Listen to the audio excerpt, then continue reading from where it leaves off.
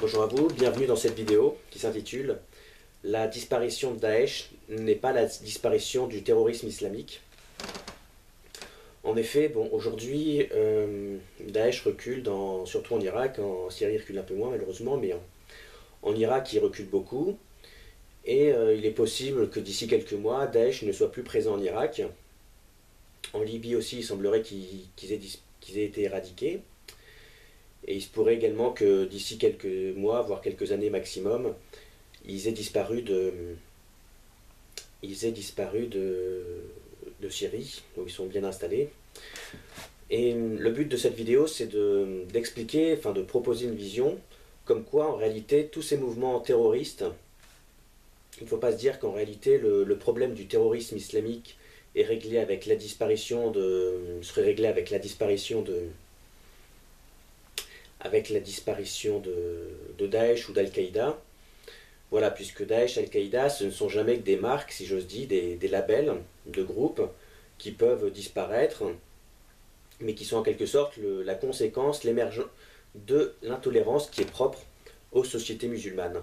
Et effectivement, si Daesh disparaît ou Al-Qaïda disparaît, ou même les deux disparaissent, et ben qu'est-ce qui se passera? Ben, il y aura un autre groupe qui portera un autre nom, qui viendra et qui les remplacera tout simplement.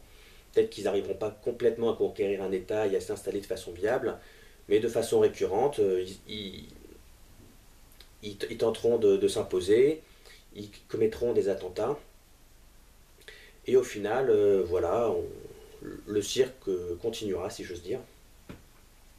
Et qu'est-ce qu'il faudrait faire? Mais en réalité, il faudrait tout simplement avoir le courage de constater que ces mouvements terroristes, on a tendance à dire que l'islam est foncièrement gentil et que le terrorisme islamique, ça n'a rien à voir et ce sont deux choses totalement différentes. En réalité, c'est totalement naïf et un peu infantile de vouloir distinguer radicalement ces deux choses. En réalité, le terrorisme islamique, ce n'est jamais que le signe de l'intolérance inhérente aux sociétés musulmanes, jusque-là refoulée, mais qui finit par être exprimée. Et pourquoi est-ce que c'est important? Et non seulement pour ces sociétés-là, ce serait bien de les inciter vivement à devenir tolérantes pour éviter qu'elles ne suscitent, les sociétés musulmanes, des mouvements violents qui au final, bon, ils font parfois des mouvements, des attentats en Occident, mais la plupart des attentats qu'ils commettent, c'est dans les pays musulmans, en Irak, en Syrie. Et voilà, c'est le problème de l'approche actuelle de la lutte de l'Occident contre le terrorisme islamique, c'est qu'en réalité, on s'attaque au problème en aval, mais pas en amont.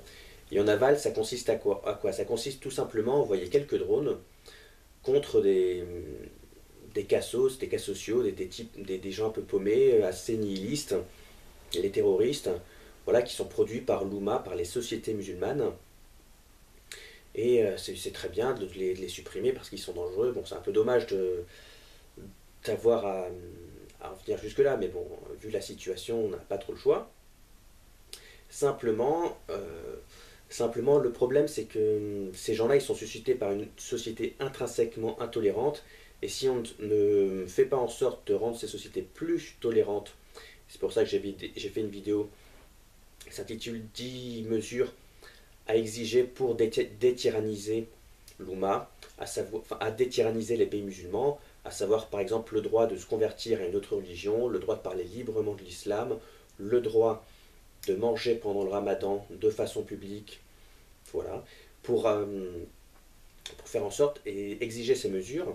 Je précise d'ailleurs qu'elles ne sont absolument pas destinées à humilier les musulmans, mais juste à les mettre au défi de pouvoir pratiquer leur religion sans que ce soit un prétexte pour tyranniser tout le monde. Les autres religions, c'est ce qu'ils font et au final, elles existent.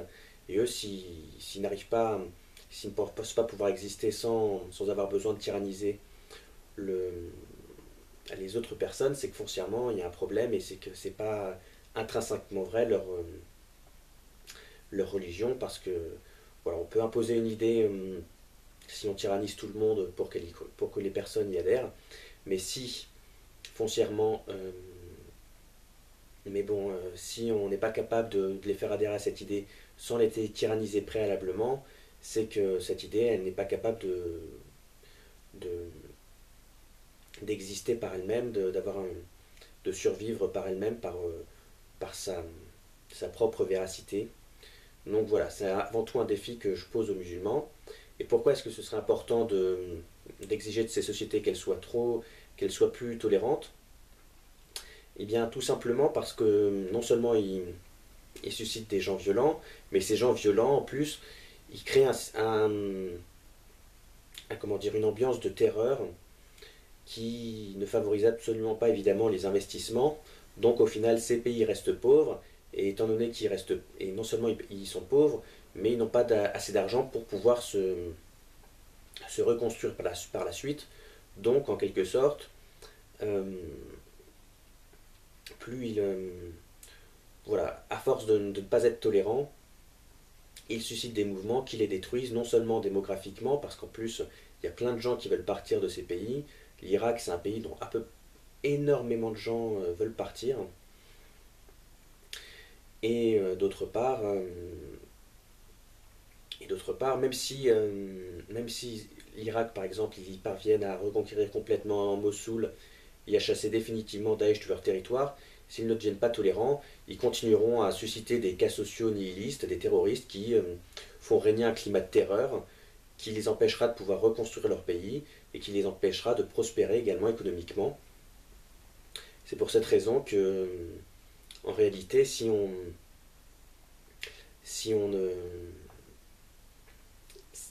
Bossuet disait Dieu rit de ceux qui déplorent les effets dont ils chérissent les causes. Si les musulmans veulent des pays prospères et riches où on est la paix, ils seront obligés de devenir moins intolérants. Et malheureusement, souvent dans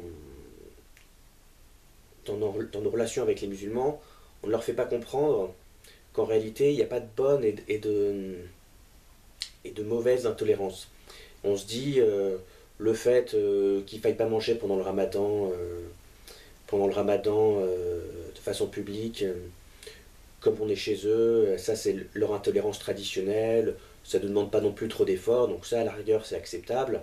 Par contre, une personne qui se ferait tuer et qui torturerait des personnes, qui se ferait exploser, ou qui torturerait ou qui assassinerait des personnes parce qu'elles ne sont pas musulmanes ou pas assez à son goût, là c'est trop exagéré. Mais en réalité, ces deux types d'intolérance, il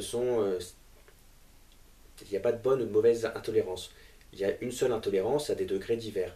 Et quand on regarde de plus près, l'intolérance qu'on croyait entre guillemets acceptable, celle de ne pas manger pendant le ramadan, de façon publique, eh bien en réalité, elle contient en germe l'autre violence, la violence plus extrême du terroriste, puisque le fait de ne pas manger pendant le ramadan, ça permet en quelque sorte, le fait d'exiger que les non-musulmans ne mangent pas pendant le ramadan, ou même que les musulmans également ne mangent pas pendant le ramadan, ou ne mangent pas de façon publique, ça permet de terroriser la société, et le mot terroriser, il a également donné le mot de terrorisme. Donc effectivement, c'est moins dangereux, c'est moins violent quand on a affaire à un musulman qui vous dit juste de ne pas manger pendant le ramadan dans l'espace public, que quand on a affaire à un musulman qui a sa ceinture d'explosifs et qui veut se faire sauter.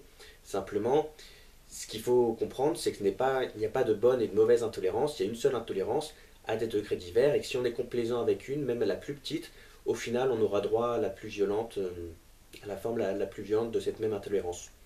Donc pour ces pays musulmans, se croire débarrassés du terrorisme juste parce qu'ils auront supprimé un ou deux groupes, quelques réseaux, c'est totalement illusoire. En réalité, le terrorisme, c'est jamais que le miroir refoulé de leur propre intolérance. Et s'ils veulent pouvoir s'en sortir, retrouver une certaine paix, une certaine prospérité, et y avoir un avenir, ils doivent avoir le courage d'être moins intolérants à tous les niveaux.